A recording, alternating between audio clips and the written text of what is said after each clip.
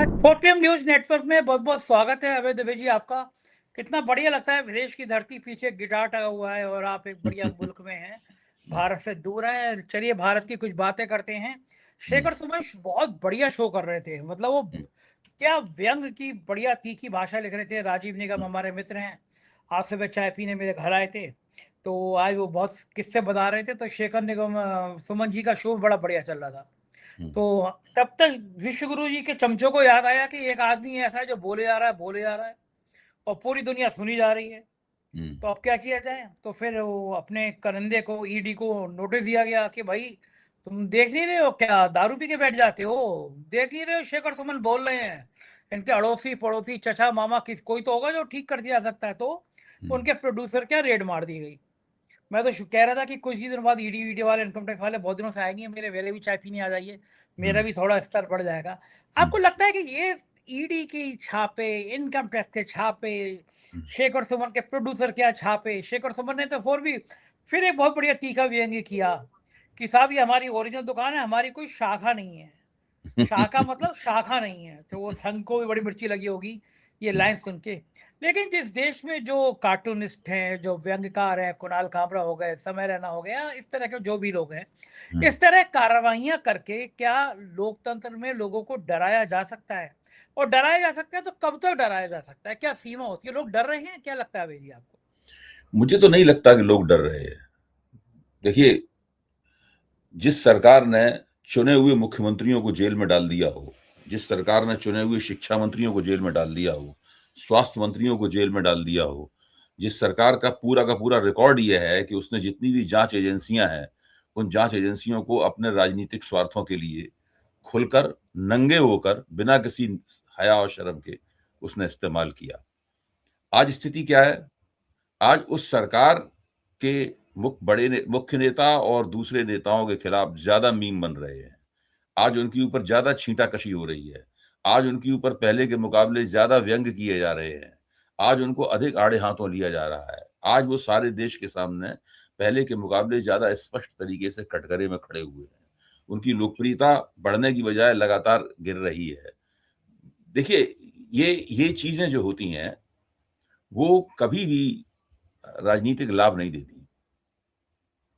ये चीजें कुल मिलाकर इनसे राजनीतिक नुकसान ही होता है। शुरू में नुकसान नहीं दिखता है, लेकिन देर सवेर इनसे नुकसान दिखना शुरू हो जाता है।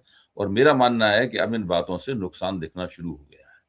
अब देखिए, ऑस्ट्रेलिया में मेलबर्न में क्या हुआ। मेलबर्न में नरेंद्र मोदी ने दिखाया कि किस तरीके से उनका भव्य स्वागत हुआ, बड़ी भीड़ जमा हुई वहां पर, और जो नाच गाना, भारतनाट्यम वगैरह, सब भारतीय नृत्यांगनाओं की पोशाक में लड़कियां वगैरह, ये सारा का सारा नाटक जो हर जगह वो करते हैं, वो हुआ। लेकिन अब क्या तथ्य निकल के आ रहा है? तथ्य निकल के आ रहा है कि चार्टेड प्लेन्स में भर के इन तमाम लोगों को वहां पर लाया गया था। इसमें करोड़ों रुपया खर्च हुआ। इनके खाने पीने ठहरने की व्यवस्था की गई थी ताकि मोदी जी का एक प्रबंधित और आयोजित स्वागत किया जा सके। अच्छा, इसी तरीके से ये सोचते हैं हर जगह। इनका तरीका क्या है? आप देखिए, इनका तरीका यह है कि जिस जिस विदेश में जाते हैं, उससे कुछ काफी पहले ही वहां के दूतावास पर दबाव शुरू हो जाता है कि आप अब उनके जो विदेश मंत्रालय से कहिए कि हमारे प्रधानमंत्री आए हैं, उनको एक इनाम मिलना चाहिए। इसीलिए एक पैटर्न है ना, हर जगह जाते हैं। अच्छा, उनको पता होता है कि ये बंदा आएगा, ये कुछ हमारे, जैसे हम अगर हथियार बनाते हैं तो हथियारों के कुछ ऑर्डर देगा, कुछ हमको पैसे दे के जाएगा, इसलिए इसको एक इनाम दे देने में कोई बुरी बात नहीं है।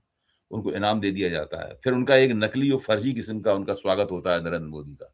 ये सारा का सारा पैटर्न शुरू में 2014 में पहली बार अमेरिका गए थे वो, और वहां जो एक बड़ा स्वागत हुआ था, तो उससे लोग थोड़ा चकित हुए थे कि ये प्रधानमंत्री की लोकप्रियता खास तरह की है। धीरे धीरे तो इस सब लोकप्रियता वगैरह सबका रहस्य लोगों की समझ में आ चुका है। इसी तरह जो छापे हैं, उनका इनका पूरा पैटर्न जो है ना, इसका पर्दाफाश हो चुका है। अब इनसे कोई न डरता है, न कोई प्रभावित होता है। लोग केवल व्यंग्यपूर्वक मुस्कुराते हैं और अपनी राह पे चलते हैं। हिंदुस्तान में तमाम लोग जो भारतीय जनता पार्टी को वोट देते थे, मेरा मानना है कि वो अपनी वोटिंग प्राथमिकताओं पर इस वक्त पुनर्विचार कर रहे हैं। पुनर्विचार करके जिस निर्णय पर उन्हें पहुंचना होगा, उस निर्णय पे वो पहुंचेंगे। हम कौन होते हैं उन्हें बताने वाले? मेरा तो मानना यह है कि ये चल रहा है और इसका निश्चित रूप से कोई ना कोई राजनीतिक परिणाम ऐसा निकलेगा जिससे ये लोग चौंकेंगे, और वो उनका जो चौंकना होगा, वो चौंकना 2024 के चौंकने से भी ज्यादा संगीन होगा। बिल्कुल ठीक कह रहे हैं। और ऑस्ट्रेलिया के इस प्रोग्राम की चर्चा बहुत गूंज रही है, तो मैं भी जी। जा रहा हूँ ऑस्ट्रेलिया देखने के लिए कि प्रधानमंत्री जी ने क्या गुल खिलाए हैं वहाँ पे। तो जी। ऑस्ट्रेलिया के जो मेरे मित्र हैं जो यूट्यूब मेरा देखते हैं, मैसेज कर दीजिएगा। कोई इंसान मुझे बढ़िया कॉफ़ी ऑस्ट्रेलिया में पिलाना चाहता हो तो मैं बहुत जल्दी ऑस्ट्रेलिया आ रहा हूँ, सिडनी में जाऊँगा और वहाँ पे फिर उसके बाद प्रधानमंत्री जी जहाँ गए हैं, कोशिश करूँगा वहाँ जाके भी उन लोगों को देखूँ जो बहुत अ, हृदय से विश्व गुरु का स्वागत कर रहे थे। खेल क्या है, जल्दी मैं ऑस्ट्रेलिया से आपको ये रिपोर्ट दूँगा।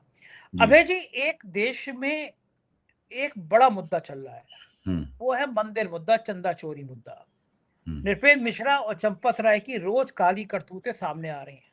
हम्म। मंदिर के पत्थर का सप्लाई करने वाला कह रहा है, मंदिर में काम करने वाला कह रहा है, भगवान का चंदा इकट्ठा करने वाला कह रहा है कि चोरी हुई, और चोरी के प्रमाण भी सामने आ गए। वो किसी तो भी उन्होंने खुद ही बंदे की स्वीकार कर गिनती लिया है। स्वीकार वो कर तो लिया उन्होंने कि नहीं, चंदा वो तो चोरी उन्होंने है। स्वयं ही स्वीकार कर लिया है। और देखिए, ये पहली बार हुआ है। राष्ट्रीय स्वयंसेवक संघ ने भी स्वीकार कर लिया है कि हुआ ये, भाजपा ने भी स्वीकार कर लिया है हुआ ये, प्रशासनिक तंत्र ने भी स्वीकार कर लिया है, योगी आदित्यनाथ ने भी स्वीकार। अब तो ये हुआ है, इस पे तो कोई शक नहीं है। सवाल ये है कि जितना ये स्वीकार कर रहे हैं, क्या उतना ही हुआ है? देखिए, जिस तारीख से वो कह रहे हैं 40 दिन, वो कह रहे हैं कि 40 दिन में 70 बार चोरी, 70 या 75 बार चढ़ावे की चोरी हुई। यही तो, इतना स्वीकार उन्होंने कर लिया है। अच्छा, 40 दिन से आगे की जांच कैसे की जाए? हो ही नहीं सकती है, क्योंकि क्योंकि उसके जो सीसीटीवी कैमरे के फुटेज जो थे वो मिटा दिए गए हैं।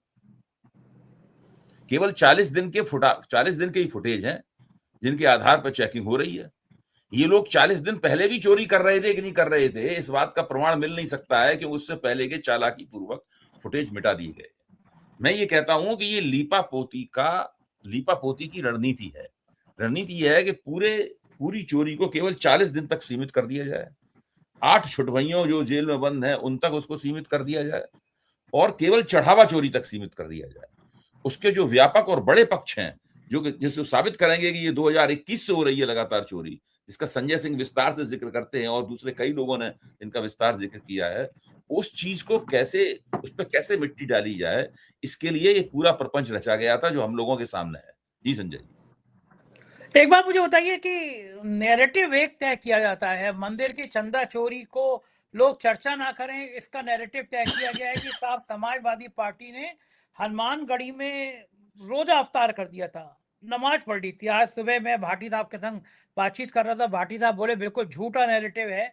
लेकिन अगर वहाँ रोजा अवतार कर भी लिया गया हनुमानगढ़ी में, तो योगी आदित्यनाथ इतने सालों से मुख्यमंत्री है, वो सो रहे थे, और चंदा चोरी जब आया तभी ये क्यों कहा मैं जा तो रहा है ये कि साहब सवाल कई समाज। बार पूछ चुका हूं कि योगी आदित्यनाथ इतने दिनों से, कितने 5 साल 9 साल हो गए उन्हें मुख्यमंत्री हुए, इस बीच में उन्होंने मुसलमानों को बहुत गालियां दी, इस बीच में उन्होंने नवाज को बहुत कोसा, इस बीच में उन्होंने ये तक कहा कि अगर सड़कों पर नमाज पढ़ी जाएगी तो फिर और प्यार से नहीं समझेंगे तो हम समझा देंगे अच्छी तरीके से।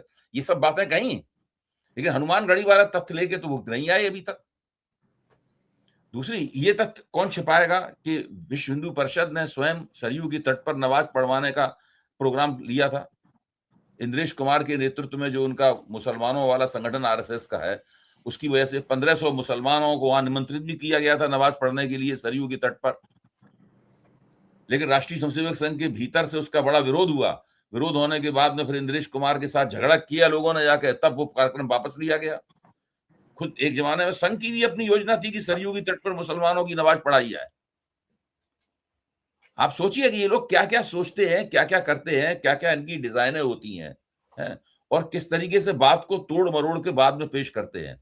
मेरा मानना है कि इस वक्त सारे हिंदुस्तान में सबसे ज्यादा डरा हुआ अगर कोई व्यक्ति है तो वो योगी आदित्यनाथ है। उसके ऊपर 2 तलवार लटक रही हैं, एक नहीं। एक तलवार है उसके सिर पर उत्तर प्रदेश चुनाव की, और दूसरी तलवार यह है कि उनकी सारी महत्वाकांक्षाएं नष्ट हो जाएंगी अगर उन चुनावों में कुछ गड़बड़ी हुई।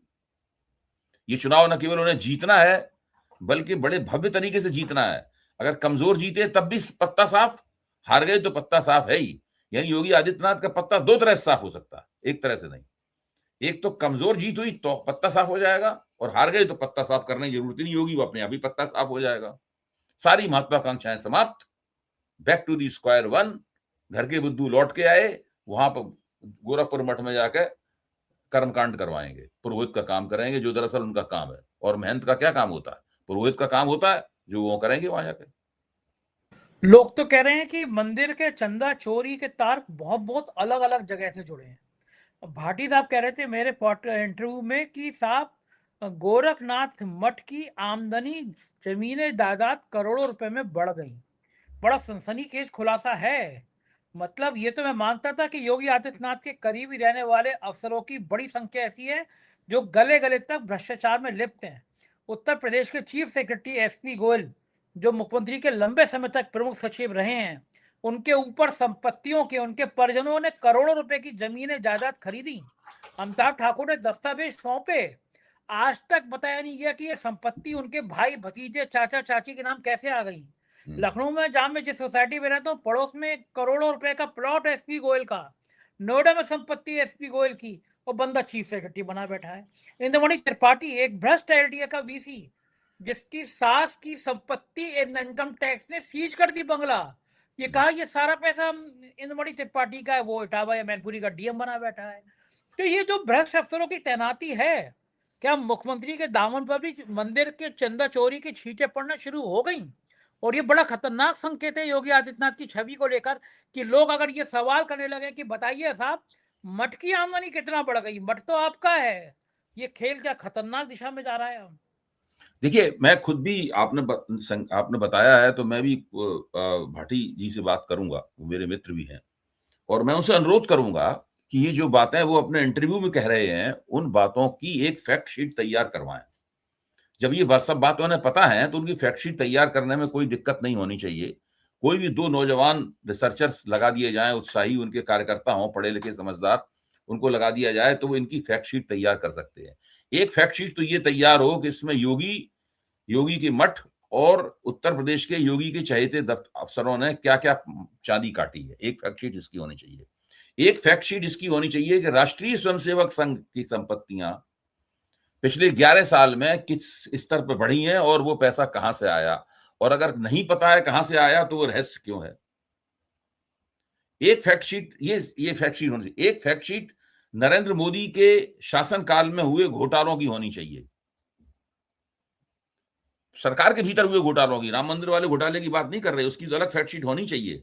सरकार की वो घोटालों की फैक्ट शीट होनी चाहिए। ये तीनों फैक्ट शीट तैयार हो जाएं, इन तीनों को मिलाकर पिछले 12 साल के भ्रष्टाचार का एक श्वेत पत्र बनेगा, और उस श्वेत पत्र को सारे देश के अंदर करोड़ों करोड़ों की संख्या में छपवा के उनको बांटा जाए, उनको व्हाट्सएप ग्रुप्स में फैलाया जाए, उनको उनको उनकी फेसबुक लाइव की जाए, फेसबुक पे उनको पोस्ट किया जाए, सब जगह ये सब किया जाए। और एक 6 महीने के अंदर सारे देश के लोगों को पता लग जाएगा कि पिछले 12 साल किस तरीके से, ये अमृत काल नहीं है, ये भ्रष्टाचार काल है, भ्रष्ट काल है। ये पिछले 12 साल जो है अमृत काल नहीं है, ये भ्रष्टाचार काल है। ये चीज जो है पता लगनी चाहिए लोगों को, और विपक्ष की जिम्मेदारी भी है। हम भी विपक्ष को इस जिम्मेदारी निभाने में मदद कर सकते हैं। मैं सुझाव दे ही रहा हूं इस बात का, ऐसा नहीं सुझाव देके ही पीछे हट जाएंगे। जितनी मदद होगी हम लोग सब मदद करेंगे। आप देखिए ये लोग कितना झूठ बोलते हैं। उन्होंने कहा कि वो जो टिन्नू यादव है, टिन्नू यादव ने कितने बार बताया कि उन्होंने अखिलेश से बात की है, सारी झूठी खबर थी। उन्होंने ये झूठी खबर जो है वो 20 करोड़ लोगों तक पहुंचा दी, उसके बाद में इसका खंडन हो पाया।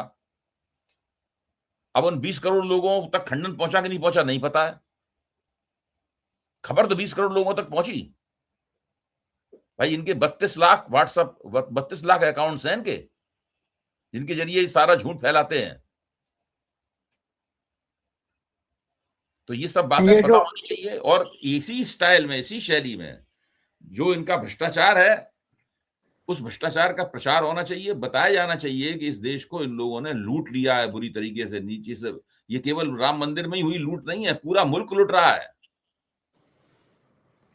ये जो अभय जी, ये जो गुरु दक्षिणा कार्यक्रम होता है संघ का, जिसमें चुपचाप लिफाफे में नोट रख के दिए जाते हैं, करोड़ों अरबों रुपए देश से इकट्ठा कर दिया जाता है, क्या इसका ऑडिट नहीं होना चाहिए? कोई भी एनजीओ होता है, उसका ऑडिट होता है, उसका बही खाता होता है, तो अगर ये एनजीओ है तो ऑडिट होना चाहिए, एनजीओ नहीं है तो ये पूरे देश से ये जो पैसा वसूली होती है, संघ ये रुपया रखता कहाँ है, कहाँ इतने भाई रुपए और प्रधानमंत्री ने अपने भाषण में कहा था कि राष्ट्रीय स्वयंसेवक संघ दुनिया का सबसे बड़ा एनजीओ या देश का सबसे बड़ा एनजीओ, ये सब बोला था, नहीं बोला था? हाँ बोला था, तो कहा था उन्होंने। प्रधानमंत्री इस बात को जानते हैं कि एनजीओ एक एक लीगल एंटिटी है। नॉन गवर्नमेंट ऑर्गेनाइजेशन जो है ना, वो एक गैर सरकारी संगठन बाकायदा एक लीगल एंटिटी है। उसे चलाने का एक तरीका होता है। उसको चलाने के लिए कुछ रजिस्ट्रेशन कराने पड़ते हैं, उसको चलाने के लिए कुछ कुछ इजाजतें लेनी पड़ती हैं, उसको चलाने के लिए अनुमतियां लेनी पड़ती हैं उनको चलाने के लिए। अगर राष्ट्रीय स्वयंसेवक संघ एनजीओ है तो उसको सारी अनुमतियां लेनी चाहिए ये। और देखिए, जो प्रियांक खड़गे ने जो उनको नोटिस दिया था, वो नोटिस ये किसी तरह से बचने की कोशिश करें, सत्ता में है, टाल जाएंगे, इनको उसके लिए पकड़ा नहीं जा पाएगा। लेकिन अंततः मैं ये मानता हूं कि प्रियांक खड़गे की बात जो है ना, वो बात सब देश में फैलेगी और सब लोगों के दिमाग में ये सवाल आएगा, जो धीरे धीरे करके आने लगा है, कि राष्ट्रीय स्वयंसेवक संघ किस तरह का संगठन है। इसको बॉडी ऑफ इंडिविजुअल कहा जाता है। ऐसा नहीं है कि 5 लोग एक जगह बैठ गए और उन्होंने कुछ आपस में चर्चा कर ली तो बॉडी ऑफ इंडिविजुअल हो गया। ये बॉडी ऑफ इंडिविजुअल एक देश में सत्ता का सबसे ज्यादा लाभ उठाने वाली बॉडी ऑफ इंडिविजुअल।